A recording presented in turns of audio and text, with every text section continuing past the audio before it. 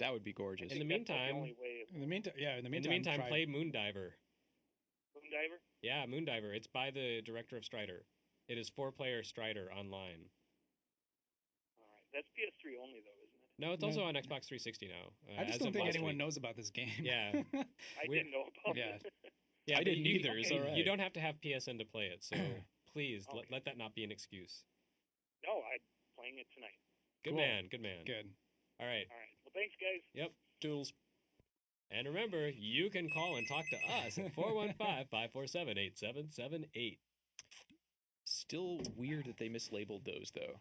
Yeah, that is kind of like I when don't think I've first heard put of that anything in- quite that ridiculous. Yeah, you know about this, Sam, right? I know Strider 2 the Japanese came with Strider version, and so I don't Strider think- 2. Like Yeah. it was a 2-disc Yeah, set. that didn't happen with the Japanese No, it one. didn't. Though. Okay, No, so I but, had but that they were one. but That's they were why I didn't know mislabeled. about They were it. just swapped. Yeah. That's hilarious. It was so just a weird. it was a factory printing defect. Yeah, Wow. until much later when I Yeah. actually looked it up, I was like, I thought I just got one that was screwed up, and it's Every single apparently one is they're like all that. like that. Yeah, And I think it was a small print run, and there wasn't any value in doing a second print run, so Yeah, it was never yeah. corrected. Thanks for calling Retronauts. Hi, who is this? Hi, this is Artemio from Mexico. hey, Oh, hey, thanks for calling. What's up? You're welcome. Well, I'm a big Strider fan since I played it on Genesis. But I was wondering if, well, you haven't commented yet about information that's floating around the net that the Genesis Strider was coded by the Capcom staff. No. What was this? Oh, it's Wait. well, it said that since that was the Draconian press from Nintendo, Mm-hmm. and Capcom wanted to port it to Genesis, and since it was so close to the CPS-1 hardware, Mhm. they wanted to do that, and they simply lent the staff from Capcom to code it for the Sega Genesis, and for added plus vulnerability, they simply slapped the reprogrammed game copyright on the title screen. So it was actually programmed by Capcom, but they said it was programmed by Sega, is what you're saying. that's believable. I believe. I mean, Yeah, I believe it that's- too. It's just such a. It was a weird time back then when it was a lot of like Sega was handling a lot of these, but I wouldn't have been surprised if Capcom Let coders some were staff- involved I've or, actually like- wondered who did a lot of Sega's programming because Yeah. Sega supposedly reprogrammed every single game that came up for Master System and a bunch for Genesis, and I just can't a imagine little that the incredulous, companies, yeah. Yeah. like you look at something like R-Type and you think, was that really not programmed by IRIM? Because it's really Yeah, it's right. crazy close to the arcade game given the limitations of the system. Hmm. So yeah, that wouldn't surprise me. I kind of assumed that Sega had some ghostwriter type developers doing work for them, just kind of off the books. Right. Never had any confirmation of that though. Yeah. I mean, so do you believe that? I mean, is that sort of like the Yeah. common theory then? Yeah, that's what the main several fans believe Yeah. around the net. There's also I wanted to ask you guys what you think about the multiple languages used in between the cutscenes. Ah. You know, the Spanish, Russian, and even runes in the last stage. They type in wrong Japanese. They take in runes the third moon is Saseba moon, but it isn't. It's completely misspelled even when translated from runes to katakana. It's completely misspelled. Oh, weird. No, I think it's brilliant. I think it really adds to the sense of kind of mystery and atmosphere of the game. Instead of having everyone speaking their own language or speaking, the common tongue or whatever, everyone speaks their own language. It gives you the sense that you're on this international adventure. And, that's also Strider is a really smart multilingual guy like Golgo 13 or something. Also, I was wondering, do you know that there are two arcade versions of the U.S. release? Of No. Strider? I hadn't heard No. that. There's slight differences. Mainly, the first one is music, and in the first release, they didn't have music specifically for the ballad stage for the spaceship development. There was no music. You know that futuristic kind of minimalistic music that they use in that stage. Yes. When you take the gravity core, that wasn't there. It was a Strider team on the first release.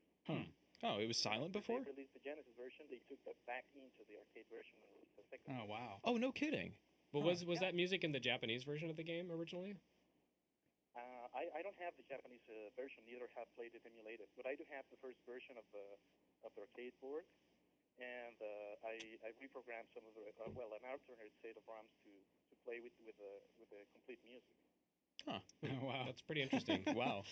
Yeah, I'm gonna have to I fire like- up MAME and check that out later. I like knowing about how these games are kind of a work in progress, and they kind of evolved over their lifespan. So yeah, thanks for calling in. These are interesting you. tidbits. Wow, I love it when somebody actually has some new information to I know. Yeah, offer. I know. My mind has been blown this podcast I know. several times. All right, so I guess All this probably ought to be the last call. I don't know. right. What do you Okay. think? All right. Hey, this is Retronauts. What do you want? Kind of calling in blindside here. This is Spencer from Kansas, another Midwest caller. Nice. Spence. Actually, not on the video stream, so not really sure what you guys have talked about so far. Sorry. Mostly Mario and Sonic at the Olympics. Have all of you guys played what's it called Moondiver? Yeah. We were talking about that. Jeremy's endorsed it. Yeah, I've been trying to talk it up. Admittedly, I haven't finished the game. I've played a couple of levels, but I've really enjoyed what I've played so far. Have you been playing it? I tried the demo, and I know people like on Xbox who've gotten it and like seen some of the DLC. I like it. It reminds me of Strider a lot, but the main thing is it's just the whole like interface of it feels like really kind of just like crammed in there. Like there's too many things on screen. Like already when there's 4 people. Yeah, I mean that's when you really want a DS game where you can put all that stuff on the bottom screen. But for some reason, they decided to go with a console platform. Go figure. So like what like I don't know, like I don't really know the name of the creator, but he was involved with Strider. Like, do you know what role he had on the game? Moondiver? Yeah. He's like the director, I think right? he's the director of it or the producer. We were talking I think about the this guy, director. what happened with him between Strider 2 and this? He's made several games. Well, he Yeah. made Osman between Strider and Strider 2. Oh, okay, and then But right. he's after made some that, other I games don't- that are nothing at all like Strider. Yeah, that's what. Yeah. Like what? Do you? I don't remember okay. what they Yeah, are. like a pachinko game or something like that. Yeah. I can like besides counting the ports of the first Strider game and Strider 2, like it's pretty much been like a short-lived series, right? Yeah. Pretty much, yeah. Yeah.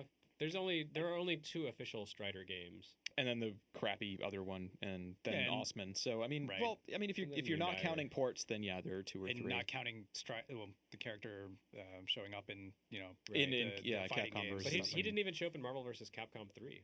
Oh, really? Yeah. That's Is he weird. not He a was a very downloadable popular character? character. Well, he might be downloadable, but he Yeah. wasn't in the No, base game. he's not. They haven't announced him. Oh, like, okay. anything official. I'm sure he'll like, show just up at some announced. point. That's Actually, really the, weird uh, if he doesn't. I mean, he was Yeah. actually a really popular character in the Yeah. arcades. The most interesting Yeah, cameo. Oh, go ahead.